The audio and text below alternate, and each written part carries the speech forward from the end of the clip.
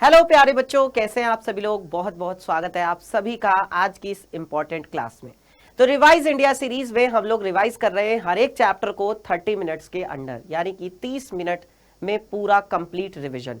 तो प्यारे बच्चों, आज हम लोग रिवाइज करने जा रहे हैं अपना चौथा चैप्टर द्विघात समीकरण। इससे पहले हम लोगों ने 3 चैप्टर यानी कि वास्तविक संख्याएं, बहुपद और 2 चरों वाले रैखिक समीकरण युग्म, ये 3 चैप्टर हम लोग रिवाइज कर चुके हैं और अब बारी है अपने चौथे चैप्टर की द्विघात समीकरण की। तो इस चैप्टर में हम लोग क्या क्या रिवाइज करने वाले हैं। इस चैप्टर में हम रिवाइज करेंगे एक तो द्विघात समीकरण का परिचय, द्विघात समीकरण के मूल जो होते हैं, द्विघात समीकरण का आलेख, व्यापक रूप, इन सारी चीजों के बारे में जानेंगे। फिर गुणनखंडों के द्वारा द्विघात समीकरण का हल कैसे निकाला जाता है ये सीखेंगे, रिवाइज करेंगे। और मूलों की प्रकृति, जो एक बहुत इंपॉर्टेंट टॉपिक है द्विघात समीकरण का, इसको भी जानेंगे। ठीक है, तो इसको रिवीजन को शुरू करने से पहले बेटा जी एक बार इस क्लास को, इस वीडियो को शेयर कर दीजिए अपने सभी दोस्तों के पास। वीडियोस को व्हाट्सएप पर, टेलीग्राम पर, इंस्टाग्राम पर, जहां जहां पर भी आपके स्टडी ग्रुप है या आपके फ्रेंड्स हैं, उन सबके पास शेयर कर दो ताकि वो भी रिवाइज कर ले चैप्टर को। फटाफट से शुरू करें रिविजन, पक्का। चलो तो शुरू करते हैं रिवीजन। सबसे पहले बात करेंगे द्विघात समीकरण क्या होती है। देखिए हमारे पास क्या होता था बेटा, द्विघात बहुपद होता था। और द्विघात बहुपद को अगर हम लोग किसके बराबर रख देते हैं, शून्य के बराबर रख देते हैं। द्विघात बहुपद जो हमारे पास होता था वो क्या होता था, ax² + bx + c। ठीक है, अब अगर इस द्विघात बहुपद को हम 0 के बराबर रख देते हैं, शून्य के बराबर रख देते हैं, तो यही क्या बन जाती है, द्विघात समीकरण बन जाती है। और लेकिन इसके लिए शर्त क्या होती है, यहाँ पर इसके लिए शर्त ये होती है कि जहां a जो है वो 0 के बराबर नहीं होना चाहिए, क्योंकि अगर a 0 हो जाएगा तो ये द्विघात समीकरण नहीं रहेगी, ये रैखिक समीकरण बन जाएगी, है ना। अच्छा, अब अगर इसके उदाहरण देखें तो जैसे देखिए 2x² - का 3x + के 1 = 0, ये है। या जैसे हमारे पास है 4x - का 3x² = 0, या जैसे हमारे पास है 1 - का x² = 0, या इसको आप ऐसे भी लिख सकते हो x² - का 1 = 0। ये सब क्या है, ये सब हमारे पास द्विघात समीकरण है। ठीक है, इतना सभी को समझ में आ गया। चलिए अब इसके बाद अगर हम यहाँ पर व्यापक रूप की बात करें तो व्यापक रूप क्या होता है, ax² + का bx + का c = 0। और इसमें क्या होता है, और इसमें जो है a जो है वो 0 के बराबर नहीं होता। तो ये हमारे पास क्या है, ये हमारे पास एक द्विघात समीकरण है। और इस द्विघात समीकरण का बच्चों जो आलेख होता है, आलेख कैसा होता है, ग्राफ कैसा होता है, आलेख जो होगा इसका वो परवलयाकार होगा। कैसा होगा, परवलयाकार, यानी कि पैराबोला। क्योंकि ये बोर्ड के पेपर में पूछा गया कि द्विघात समीकरण का आलेख कैसा होता है, परवलयाकार होता है। ठीक है, चलिए इसके बाद आगे बढ़ते हैं और बात करते हैं कि द्विघात समीकरण के मूलों की संख्या कितनी होगी। देखो जैसे द्विघात बहुपद में शून्यक हुआ करते थे तो वहां पर हम लोग शून्यक बोलते थे क्योंकि वो बहुपद था। ये द्विघात समीकरण है, जो वहां पर शून्यक होते थे वही यहाँ पर क्या कहलाएंगे, मूल कहलाएंगे। ठीक है, तो जैसे द्विघात बहुपद है, घात कितनी है इसकी, 2। जितनी घात होगी ज्यादा से ज्यादा उतने ही शून्यक हो सकते हैं या उतने ही मूल हो सकते हैं, उससे ज्यादा नहीं हो सकते। तो जो द्विघात समीकरण होती है इसके मूलों की अधिकतम संख्या कितनी हो सकती है, इसके मूलों की अधिकतम संख्या हो सकती है 2। ये क्वेश्चन पेपर में पूछा गया है। द्विघात समीकरण का आलेख कैसा होता है, परवलयाकार होता है।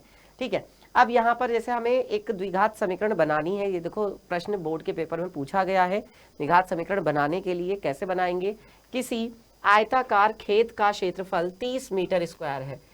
खेत किस रूप में है, आयत के रूप में है ना। और उसकी जो लंबाई है उसकी चौड़ाई x से कितनी ज्यादा है, 1 मीटर ज्यादा है। तो उन्हें ज्ञात करने के लिए द्विघात समीकरण होगा। बच्चों सबसे पहले तो देखो, क्योंकि आपका खेत जो है वो आयत के रूप में है और उसकी चौड़ाई कितनी दी गई है चौड़ाई दी गई है x। बताओ लंबाई कितनी हो जाएगी, क्योंकि लंबाई के बारे में बोला गया है कि लंबाई चौड़ाई से 1 मीटर ज्यादा है, यानी x में हम क्या जोड़ देंगे, 1 जोड़ देंगे। अब क्षेत्रफल क्या होता है, आयत का क्षेत्रफल क्या होता है हमारे पास, आयत का क्षेत्रफल हमारे पास हो जाता है लंबाई गुणा में चौड़ाई, लंबाई गुणा चौड़ाई। ये क्षेत्रफल हमें कितना दिया हुआ है, ये क्षेत्रफल हमें 30 दिया हुआ है। और लंबाई चौड़ाई का अगर मान रखें तो x + 1 और गुणा में क्या आएगा, x, यानी 30 बराबर क्या आ जाएगा, x² + x। अब ये 30 जो है उधर जाएगा तो कैसा हो जाएगा, माइनस का हो जाएगा, यानी ये कितना आ जाएगा आपके पास, x² + x - का 30 = 0। ये आ गया आपके पास एक द्विघात समीकरण है ना, यानी कि option number c, x square plus x minus 30 बराबर 0। ठीक है, तो इस टाइप का अगर क्वेश्चन आया तो आप लोग आराम से कर सकते हैं कि नहीं कर सकते हैं, जल्दी बताइए फटाफट से, यस और नो, कर सकते हैं ऐसे क्वेश्चन को, पक्का बोलो, कर सकते हो ना, ठीक है। चलो तो अगला देखते हैं बेटा जी, अगला जो हमारे पास टॉपिक आता है वो है मूलों की प्रकृति। देखिए जो द्विघात समीकरण होती है उसके मूल कैसे हो सकते हैं, कौन बताता है द्विघात समीकरण के मूल कैसे होंगे, ये काम है किसका। तो देखो मूलों की प्रकृति का मतलब है कि नेचर बताना, नेचर यानी कि उसके जो रूट्स हैं वो कैसे होंगे, नेचर ऑफ रूट्स। तो बच्चों यहां पर क्या हो जाता है, हमारी जो द्विघात समीकरण है ए एक्स स्क्वायर प्लस का बी एक्स प्लस का सी बराबर 0, और इसके लिए हम बोलते हैं कि भाई ए 0 के बराबर नहीं होना चाहिए, तभी ये द्विघात समीकरण होगी, है ना। तो बच्चों ये जो A X square plus B X plus C बराबर 0 है, इसके लिए हम निकालते हैं विविक्त कर। जो विविक्त कर निकालते हैं जिसे हम लोग विवेचक भी कहते हैं, क्या बोलते हैं इसको हम लोग, विवेचक भी कहते हैं। तो यही हमें बताता है, विवेचक ही हमको बताता है कि जो विविक्तकर है वही हमें बताता है कि द्विघात समीकरण के मूल कैसे होंगे। अब आप मुझे कमेंट करके बताएंगे फटाफट से, जल्दी से आप सभी बच्चे मुझे कमेंट करके बताएंगे कि जो ये विविक्तकर है या जिसे हम लोग विवेचक कहते हैं, इसको किससे दिखाते हैं, किस लेटर से दिखाते हैं इसको, अंग्रेजी के कौन से अक्षर से दिखाते हैं हम लोग, बताइए फटाफट से, जल्दी से कमेंट करके बताइए। द्विघात समीकरण के विविक्तकर या जिसे हम विवेचक कहते हैं, इसको किससे दिखाया जाता है, किससे रिप्रेजेंट किया जाता है, कैपिटल डी से रिप्रेजेंट किया जाता है। तो कैपिटल डी बराबर क्या हो जाता है, बी स्क्वायर माइनस का 4ac। अब देखो एग्जाम में क्वेश्चन दो तरीके से पूछते हैं, या तो आपसे सीधा विविक्तकर निकलवा लेंगे, है ना, या फिर आपसे ये पूछेंगे कि द्विघात समीकरण के मूलों की प्रकृति कैसी है। तो दोनों कंडीशन में आपको विविक्तकर तो निकालना पड़ेगा भाई, जब विविक्तकर पूछ रहे हैं तब तो विविक्तकर निकालना ही है, लेकिन जब आपसे द्विघात समीकरण के मूलों की प्रकृति पूछेंगे तब भी आपको द्विघात समीकरण के लिए विविक्तकर निकालना पड़ेगा, वही बताएगा कि मूल कैसे होंगे। कैसे बताता है, तो देखिए डी के लिए हमें 3 कंडीशन देखनी पड़ती हैं। डी के लिए 3 कंडीशन कौन कौन सी होती हैं, पहली, दूसरी और तीसरी कंडीशन। एक कंडीशन तो ये है कि डी लेस देन 0 है, दूसरी कंडीशन ये है कि डी 0 के बराबर है, और तीसरी कंडीशन ये है कि डी 0 से बड़ा है। तो बच्चों 0 से छोटे का मतलब क्या है, 0 से छोटे का मतलब है ऋणात्मक, 0 से छोटे का मतलब क्या है, ऋणात्मक, ठीक है। 0 से बड़े का मतलब क्या है, धनात्मक, बड़े से मतलब क्या है, धनात्मक, और 0 के बराबर तो आप लोग जानते ही हैं कि जब d 0 के बराबर होगा। तो इन तीनों कंडीशन में जो द्विघात समीकरण के मूल होते हैं वो कैसे होते हैं, जब d 0 से छोटा होता है तो मूल हो जाते हैं काल्पनिक, काल्पनिक या जिसको हम लोग क्या बोलते हैं, या जिसको हम लोग आभासी मूल भी कहते हैं। मतलब हम उस समीकरण के मूलों की अब बात ही नहीं करने के, क्योंकि मूल कैसे है, काल्पनिक मूल है, काल्पनिक मूलों की हम क्या बात करें, जिसकी कल्पना की जा सकती है, जो वास्तव में है ही नहीं उसकी क्या बात करना। अच्छा जब d 0 के बराबर होता है तो जल्दी से बताओ कमेंट करके, मूल कैसे होते हैं फटाफट से। जब d 0 के बराबर होता है, मैं देख रहा हूं कौन सबसे पहले कमेंट करता है, तो जब d 0 के बराबर होता है बेटा जी, तब द्विघात समीकरण के मूल होते हैं वास्तविक, एक तो वास्तविक और वास्तविक और वास्तविक और बराबर, वास्तविक और बराबर।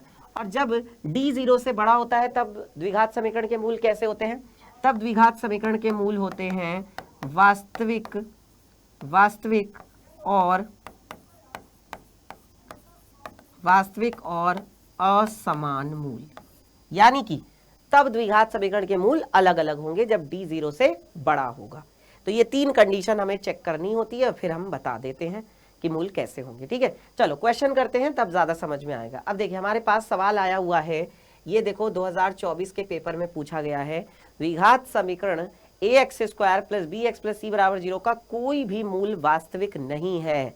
बेटा अगर मूल वास्तविक नहीं है तो फिर वो कैसा होगा, अगर मूल वास्तविक नहीं है इसका मतलब मूल कैसे होंगे, मूल होंगे काल्पनिक। और काल्पनिक मूल कब होते हैं, जब जो है d आपका 0 से क्या हो, छोटा हो, यानी आपका d क्या हो जाएगा, बी स्क्वायर माइनस 4ac, ये 0 से क्या हो जाए, छोटा हो जाए, बी स्क्वायर माइनस 4ac 0 से क्या हो, छोटा हो, अर्थात ऑप्शन नंबर डी ये हो जाएगा, ठीक है। चलिए अगला प्रश्न, द्विघात समीकरण 6x square minus 3x plus 5 बराबर 0 के मूलों की प्रकृति क्या होगी, कैसे होंगे मूल, ये भी क्वेश्चन पूछा गया है। देखो तो बच्चों यहां पर हमें क्या करना है, मूलों की प्रकृति के लिए हमें डी निकालना पड़ेगा।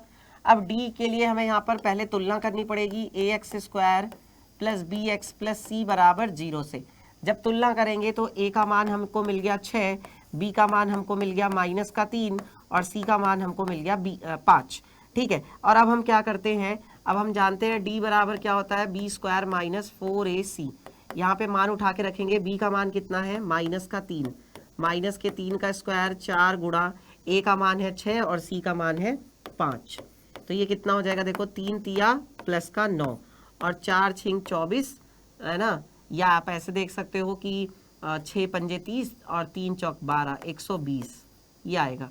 ठीक है, तो 120 में से 9 घटाएंगे तो कितना आ जाएगा, -111 ये आ जाएगा, -111। तो बेटा ये क्या आ रहा है, हमने देखा कि जो हमारा d आ रहा है, d तो 0 से छोटा है, क्योंकि d कैसा आ रहा है, क्योंकि d आ रहा है बच्चों ऋणात्मक, d 0 से छोटा है अर्थात d कैसा आ रहा है, ऋणात्मक आ रहा है, और इसलिए द्विघात समीकरण के कोई भी मूल वास्तविक नहीं होंगे, यानी मूल कैसे हो जाएंगे, काल्पनिक मूल हो जाएंगे। ऑप्शन नंबर बी सही है। ठीक है, इस प्रकार से प्रश्न करेंगे। चलिए, तो ये क्वेश्चन सबको समझ में आ गया, तो अगला सवाल किया जाए। चलो देखते हैं नेक्स्ट क्वेश्चन क्या कह रहे हैं। समीकरण 3x² - 2x + 1/3 = 0 का विविक्त कर होगा। ये देखो 2025 में भी बेटा पूछा गया है। अब यहाँ पर आपसे सीधा विविक्त कर पूछ लिया है। विविक्त कर किसको कहते हैं, कैपिटल डी को कहते हैं। तो यहाँ पर हमें क्या करना पड़ेगा, डी के लिए मान निकालेंगे, b² - 4ac होता है, यानी ये कितना हो जाएगा, देखो b की जगह पे क्या है, अगर आप तुलना भी करो तो ax² प्लस का bx प्लस का c बराबर 0 से तुलना हमने कर दी। तो यहाँ पर हमें b कितना मिल गया, -2, -2 का स्क्वायर -4 गुणा में a का मान कितना है, 3 है, और c का मान कितना है, c का मान है हमारे पास 1/3। तो हमने देखा कि भाई 3 से 3 कट गया, 3 से 3 कट गया, यानी क्या आ जाएगा, -2 का स्क्वायर 4 हो जाएगा, 4 में से 4 एकम 4, 4 में से 4 गया तो 0 आ गया, यानी d बराबर कितना आ गया, 0। d बराबर कितना आ गया, 0 आ गया हमारे पास, ऑप्शन नंबर 1। और अगर d 0 के बराबर होता है तो मूल कैसे होते हैं, जरा एक बार फटाफट से कमेंट करके बता देंगे जल्दी से सभी बच्चे। बेटा अगर d 0 के बराबर हो तो द्विघात समीकरण के मूल कैसे होते हैं, बताओ। अगर d 0 हो तो द्विघात समीकरण के मूल कैसे होते हैं, अगर d 0 हो तो द्विघात समीकरण के मूल वास्तविक होंगे और बराबर मूल होंगे, वास्तविक और बराबर मूल होंगे। वेरी गुड, बिल्कुल सही, एकदम करेक्ट। चलिए अब अगला प्रश्न देखते हैं। यदि द्विघात समीकरण के मूल बराबर हैं तो c का मान क्या होगा। देखो एक इस तरीके का सवाल भी आता है, कंडीशन आपको दे दी जाएगी, आपको कंडीशन लगानी होगी। किस बात की कंडीशन है कि द्विघात समीकरण के मूल आपस में बराबर हैं। बेटा मूल कब बराबर होते हैं, मूल तब बराबर होते हैं जब d 0 के बराबर होता है। तो देखो जब d 0 के बराबर होता है तभी तो द्विघात समीकरण के मूल बराबर होते हैं। और d का मान क्या होता है, d का मान होता है b² - 4ac बराबर 0। अब यहाँ पर देखो तुलना अगर आप करो तो b की जगह पे कितना है, -8 है, -8 का स्क्वायर, फिर क्या आएगा 4 गुणा a कितना है, a आपके पास है 2 और c कितना है, c तो c है ही है, c आपके पास c है, बराबर कितना हो जाएगा 0। तो यहाँ से 8 अट्ठे कितना आ जाएगा 64, 4 दूनी कितना हो गया 8c बराबर 0, यानी 8c बराबर 64, मतलब c बराबर कितना आ जाएगा 8 अट्ठे 64, c बराबर क्या आ गया 8 अट्ठे 64, यानी कि ऑप्शन नंबर कौन सा, डी सही है। ठीक है, तो बेटा मैं आपको हर प्रकार का क्वेश्चन रिवाइज करा रहा हूं ताकि आपको एक बार पता चल जाए कि किस तरीके से करना है। अब देखिए यहाँ पे बोल रहे हैं निम्नलिखित में से कौन समीकरण 2x² + 5x - 12 बराबर 0 का एक मूल है।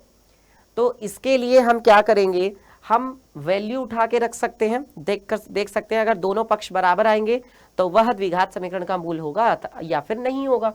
जैसे 4 है, 4 को उठा के रख के देखो यहाँ पे x बराबर क्या रखोगे, x बराबर 4 रखोगे यहाँ पर, तो ये कितना आएगा 2 गुणा में 4 का स्क्वायर प्लस 5 गुणा में कितना आ जाएगा 5 गुणा में 4 माइनस के 12 बराबर 0। तो यहाँ से कितना हो गया 2 गुणा में 4 चौक 16, 5 चौक 20 माइनस के 12 बराबर 0। तो ये कितना हो जाएगा 16 दूनी 32, 32 प्लस 12 माइनस के 12 बराबर 0, 32 प्लस 20 है ना, ये आया। अब हमने क्या देखा 32 है और यहाँ पर क्या है 20, तो इससे तो नहीं आ रहा है, 32 और 20 तो कितना हो जाएगा 52 हो जाएगा, तो ये तो इससे तो 0 नहीं आ रहा है, तो इसका मतलब ये तो नहीं है। अब x की जगह पे क्या रख कर देखते हैं, ये हमें बताता है कि x की जगह पे क्या रखो, -4 रख करके देखो समीकरण में, क्या इससे समीकरण संतुष्ट होती है या नहीं होती है, रख कर देखते हैं।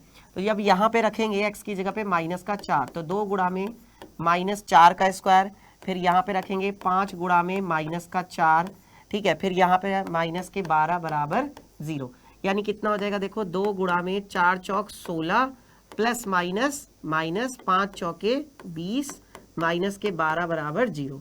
अब देखो ये क्या हो गया, 16 दूनी 32 और ये माइनस क्या होगा प्लस, यानी 30 और 12 कितना हो गया 32 बराबर 0।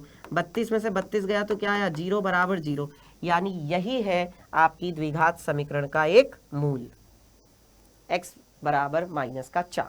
ठीक है, समझ में आया कैसे करना था इस क्वेश्चन को। तो अब हम लोग सीखेंगे गुणनखंड विधि के द्वारा द्विघात समीकरण को हल करना। बेटा एक क्वेश्चन 100% फिक्स है कि आपके पेपर में जरूर आएगा, तो देखो कैसे करते हैं। मध्य पद विभक्तीकरण विधि हमने सीखी है, बीच वाले पद को तोड़ करके, ये 2024 का सवाल है, 25 में भी आया है ऐसा क्वेश्चन।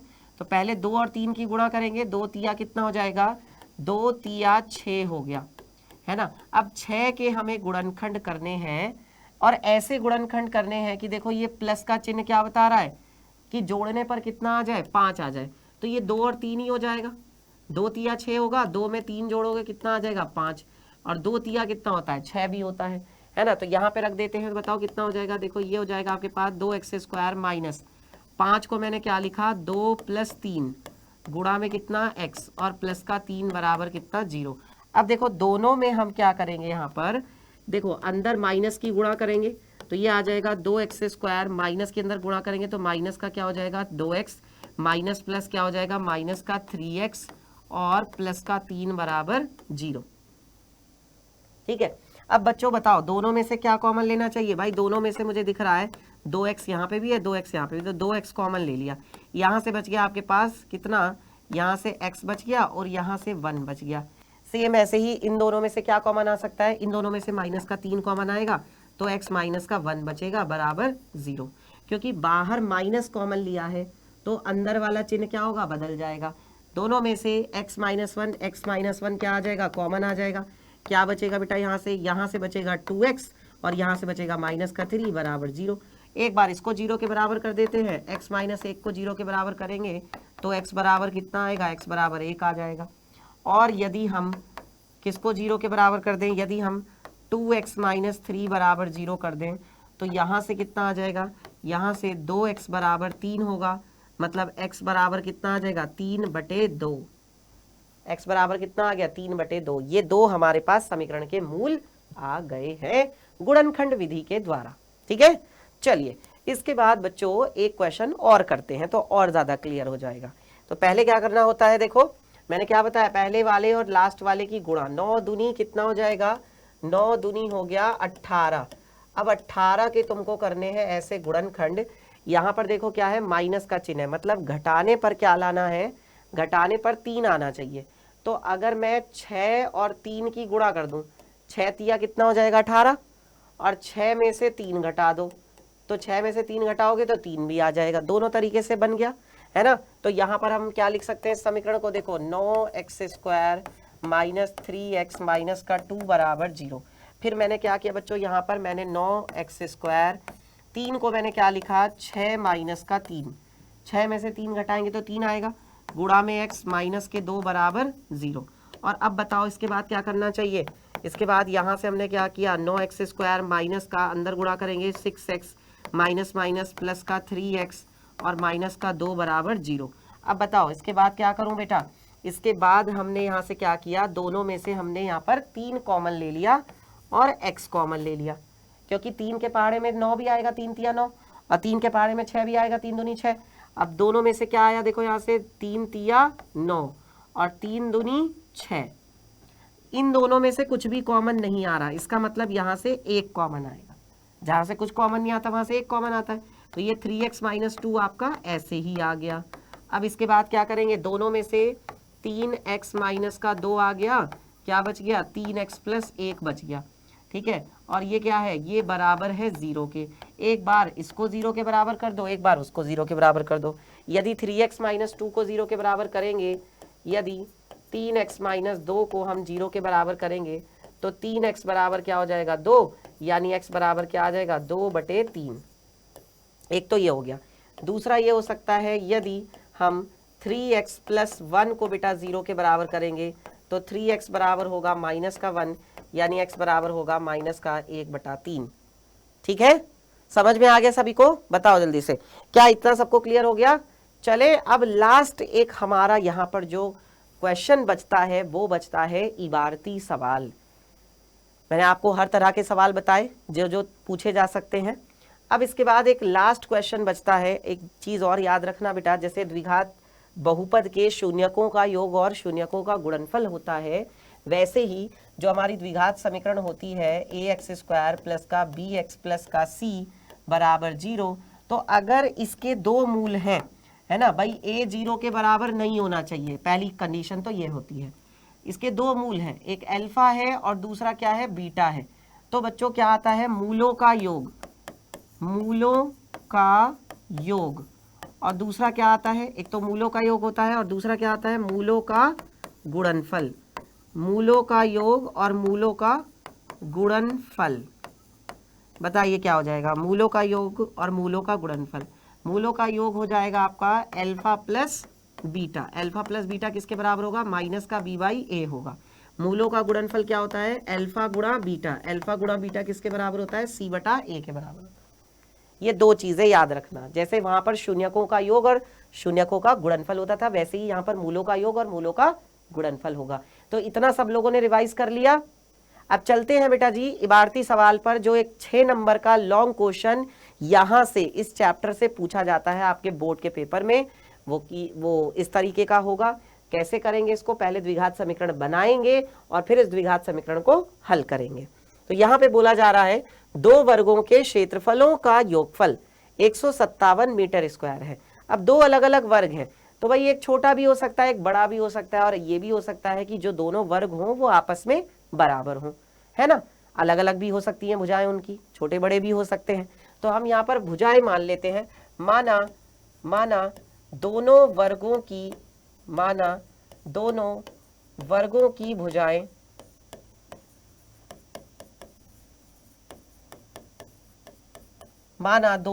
की भुजाएं क्रमशः क्या मान लिया हमने, ए तथा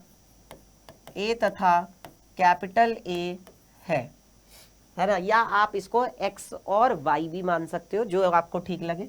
x और y मान लेते हैं, चलो x और y मान लेते हैं, है ना, x और y है। अब क्या होगा बच्चों, इनके क्षेत्रफल बताइए क्या होगा।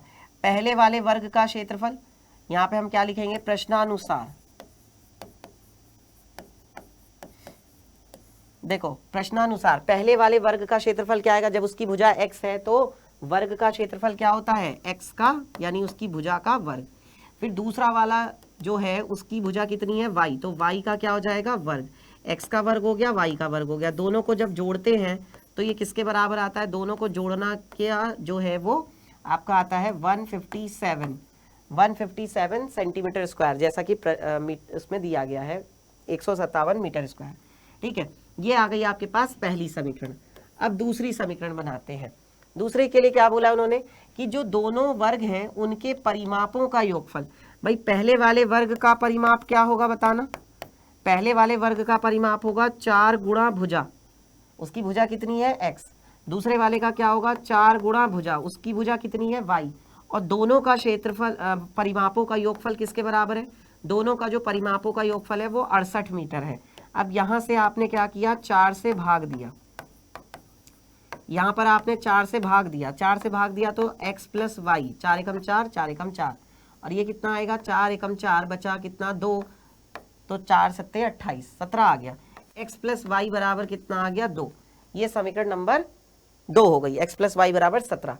बेटा देखो यहाँ से आप या तो x का मान निकाल लो या y का मान निकाल लो, x या y दोनों में से किसी एक का मान निकाल लेते हैं। तो बताओ कितना आ जाएगा, यहाँ से y बराबर आ जाएगा आपके पास 17 माइनस x, है ना। यह मान समीकरण 1 में रखने पर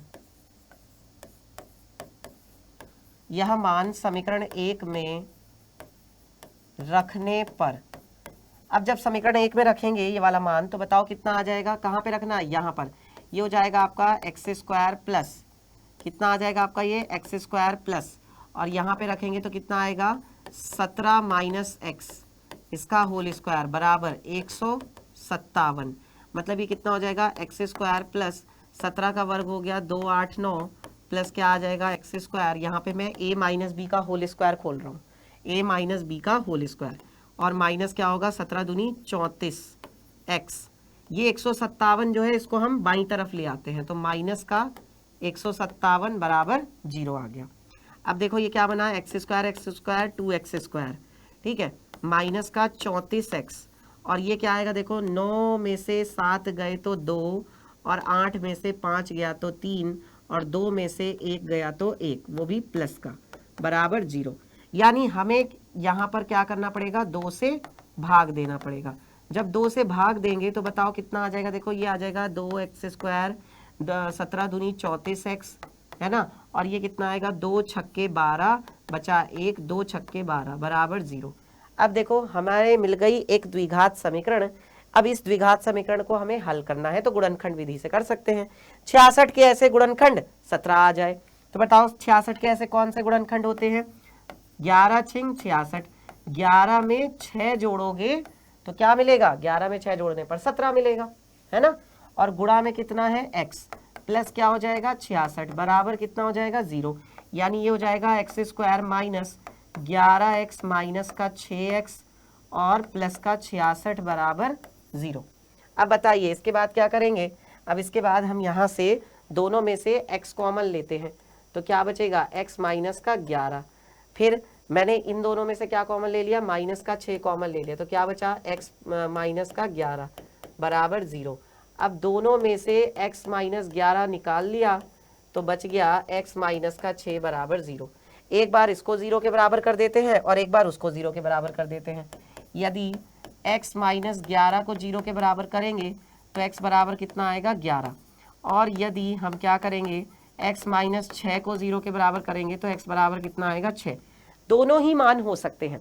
अगर x बराबर 11 होगा तो y कितना आ जाएगा, क्योंकि y है 17 में से x घटाएंगे यानी कि y आ जाएगा आपका 6, और अगर x बराबर 6 लोगे तो y कितना आएगा, देखो यहाँ पर तो y आएगा तुम्हारा 17 में से 11 घटाया यानी कि 6, और अगर x बराबर 6 लेंगे तो y बराबर कितना आएगा, 17 में से x घटा दो, 17 में से 11 घटा दो, 17 में से 11 घटाओ 6 घटाओगे तो कितना आ जाएगा 11 आ जाएगा। तो दोनों में से कोई भी मान हो सकता है, वो वाला भी हो सकता है, ये वाला भी हो सकता है। आई होप कि आप सभी बच्चों को ये दोनों प्रश्न जो है अच्छे से समझ में आ गए होंगे। अब प्यारे बच्चों, मैं इस रिवाइज इंडिया सीरीज में आप लोगों को हर चैप्टर का रिवीजन करा रहा हूं। शुरुआत हमने पहले चैप्टर से की थी, चैप्टर नंबर 1 वास्तविक संख्याएं, फिर बहुपद, फिर 2 चरों वाले रैखिक समीकरण युग्म, और ये था द्विघात समीकरण का कंप्लीट रिवीजन, वो भी 30 मिनट के अंदर अंदर, और वो भी हर प्रकार का सवाल भी हमने देखा कि किस टाइप का क्वेश्चन पूछा जा सकता है। मैंने आपको हर टाइप का क्वेश्चन यहाँ पे करवाया है, इवन लॉन्ग क्वेश्चन भी करवाया है। तो प्यारे बच्चों, इन सभी चीजों को रिवाइज करें, पढ़ते चलें, क्योंकि पढ़ेगा इंडिया तभी तो आगे बढ़ेगा इंडिया। बस बच्चों, मुझे कमेंट करके बता दीजिएगा कि आज का ये वीडियो, आज की ये क्लास आपको कितनी हेल्पफुल लगी, आपको कैसी लगी, मजा आया, आपने अच्छे से रिवीजन कर लिया। मिलूंगा अब आपसे अगली क्लास में, अगली वीडियो में। तब तक के लिए आप अपना ध्यान रखिए, और अमित सर आपके साथ हैं, फिर डरने की क्या बात है।